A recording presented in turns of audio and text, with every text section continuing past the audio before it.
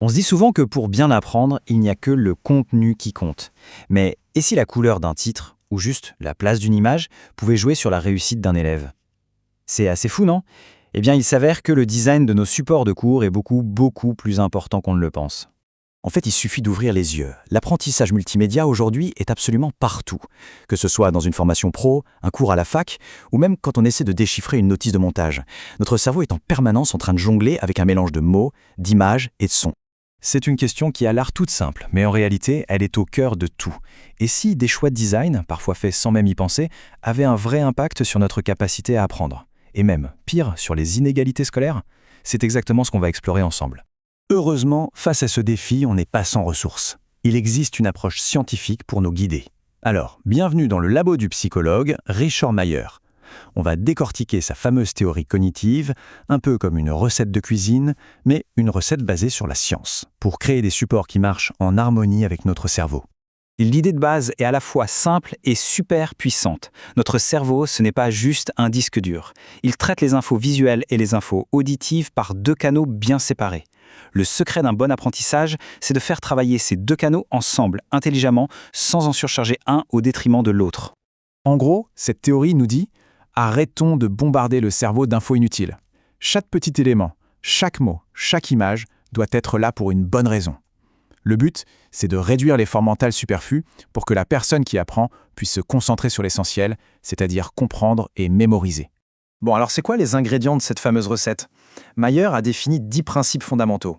On va faire un tour d'horizon rapide. Voyez ça comme la checklist ultime pour un apprentissage qui marche vraiment. Alors, le premier groupe de 5 principes, son but, c'est de faire le grand ménage. Le principe de cohérence, c'est simple. On enlève tout ce qui est juste décoratif et qui ne sert à rien. Le signalement, c'est un peu comme passer un coup de surligneur sur l'essentiel. La redondance, ça c'est crucial. On évite de lire à voix haute un texte qui est déjà affiché mot pour mot à l'écran. Et pour finir, les principes de contiguïté spatiale et temporelle nous disent juste de bien synchroniser l'image, le texte et la narration. Logique, non? Prenons un exemple tout simple, celui de la redondance. L'erreur classique, c'est ce qu'on voit partout.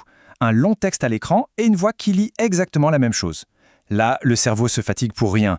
Il doit gérer 2 fois la même info. L'approche qui marche, c'est quand la voix explique et que l'écran montre une image qui illustre ou juste quelques mots-clés. C'est tellement plus efficace. Les 5 autres principes sont tout aussi importants. D'abord, il faut gérer l'essentiel. On segmente le contenu, on le découpe en petites bouchées plus faciles à digérer, on introduit les concepts clés en avance pour préparer le terrain et on préfère une narration orale plutôt qu'un texte pour expliquer une image.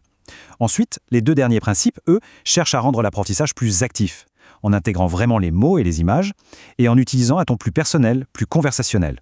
Bon, la théorie de Mayer, elle est super élégante. C'est une belle recette sur le papier.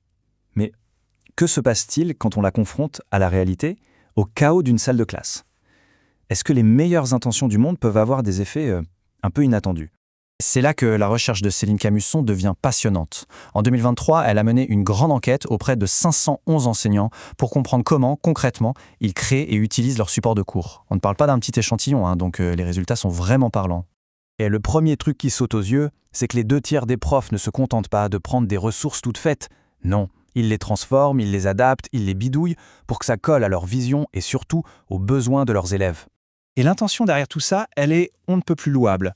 C'est de simplifier, de clarifier, de rendre le savoir accessible à tout le monde.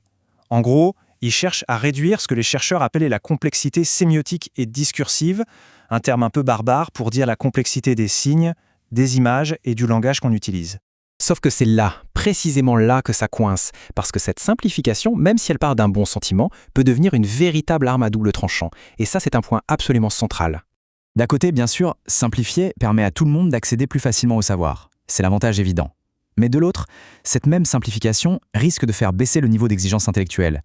Et le pire, c'est qu'elle peut, sans le vouloir, renforcer les inégalités qu'elle était censée combattre.